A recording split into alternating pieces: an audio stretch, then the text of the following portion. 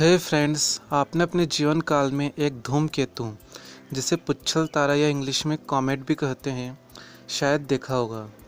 यह रात्रि आकाश में एक पूंछ वाले तारे के रूप में दिखाई देता है। एक धूमकेतु को देखना बहुत ही रोमांचक अनुभव होता है, क्योंकि जहाँ सभी तारे टिमटिमाते हुए बिंदु के रूप में दिखाई देते हैं, वहीं धूमकेतु या पुच्छल तारा एक बड़े प्रकाशीय धब्बे के रूप में दिखता है, जिसके पीछे एक चमकीली पूंछ होती है। हालांकि पुच्छल तारा एक तारा नहीं, बल्कि पत्थर, धूल, बर्फ और गैसों जैसे carbon monoxide, carbon dioxide, methane व अमोनिया से बने हुए आकाशीय पिंड होते हैं। यह एक्चुअल में सूर्य की परिक्रमा या उसके चारों ओर घूमने वाले आकाशीय पिंड होते हैं। ज़्यादातर धूमकेतु का व्यास या डायमीटर 10 से 100 किलोमीटर तक का हो सकता है। ये प्लैनेट्स के जैसे ही सूर्य की परिक्रमा करते हैं। इनका रिवोल्यूशन टाइम 6 से 200 वर्षों तक का हो सकता है। लंबे पथ वाले धूमकेतु एक परिक्रमा में हजारों साल तक लगा देते हैं। इनका घूमने का पथ दीर्घ वलयाकार या अंडाकार होता है। वर्तमान में 3000 से ज़्यादा ज्ञात धूमकेतु है। वैज्ञानिकों का मानना है कि हमारे सोलर सिस्टम में 1 बिलियन तक धूमकेतु हो सकते हैं। अब हम एक कॉमेट के मुख्य भागों को जानते हैं। इसके 3 मुख्य भाग होते हैं: नाभि, जिसे न्यूक्लियस भी कह सकते हैं, कोमा, और थर्ड इज पूंछ, या जिसे टेल भी कह सकते हैं। नाभि धूमकेतु का केंद्र होता है, जो पत्थर और बर्फ का बना होता है। नाभि के चारों ओर गैस, धूल के बादल होते हैं, जिसे कोमा कहते हैं। नाभि तथा कोमा से निकलने वाली गैस और धूल एक पूंछ का आकार ले लेती है। जब धूमकेतु सूर्य के करीब आता है, तब सूर्य की हीट या गर्मी धूमकेतु पर जमे हुए या फ्रोज़न पदार्थ एवं गैसेस को इवोपरेट या वाष्पित कर देती है। और जब सूर्य की रोशनी इन पदार्थों से होकर गुजरती है, तो ये धूल के कण, वाष्पित पदार्थ एवं गैसेस ग्लो करने लगते हैं या चमकते हुए दिखाई देते हैं।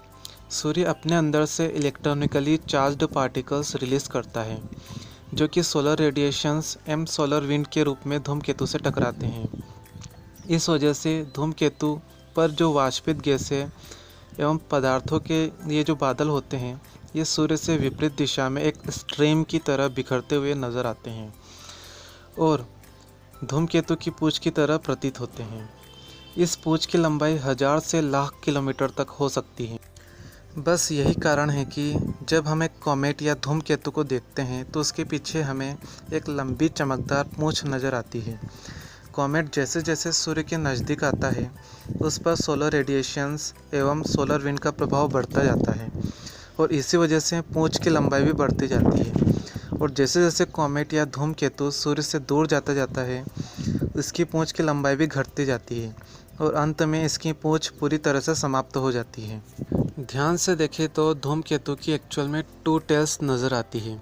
उनमें से एक आयन टेल होती है और दूसरी डस्ट टेल होती है।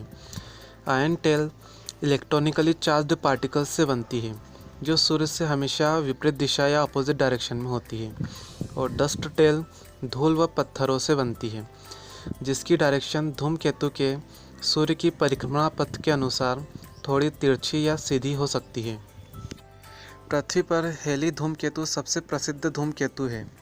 हेली धूमकेतु को पृथ्वी से हर 75 से 76 वर्ष में एक बार नग्न आंखों से देखा जा सकता है। हेली धूमकेतु 1986 या 1986 में आंतरिक सौरमंडल में दिखाई दिया था, और अब यह 2061 में फिर से दिखाई देगा। एक धूमकेतु या कॉमेट का आकार इस बात पर निर्भर करता है कि वह सूर्य के कितना करीब है।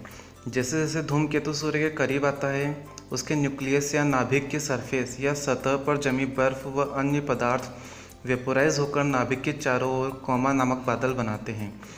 जितनी ज़्यादा सूर्य की गर्मी धूमकेतु को मिलती है, उतना ही बड़ा कोमा बनने के चांसेस होते हैं, जो कि धूमकेतु के चारों ओर लगभग 80,000 किलोमीटर तक भी फैला हो सकता है।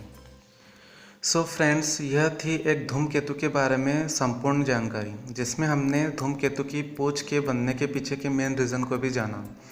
आई होप कि आपको यह इंटरेस्टिंग फैक्ट बहुत पसंद आया होगा। मैं अपने इस चैनल में ऐसे ही रोचक तथ्य वह educational and innovative videos upload करता रहता हूँ। So please join my channel to know always something new. Please like, share and subscribe now. Thank you, take care, have a good upcoming moments, goodbye.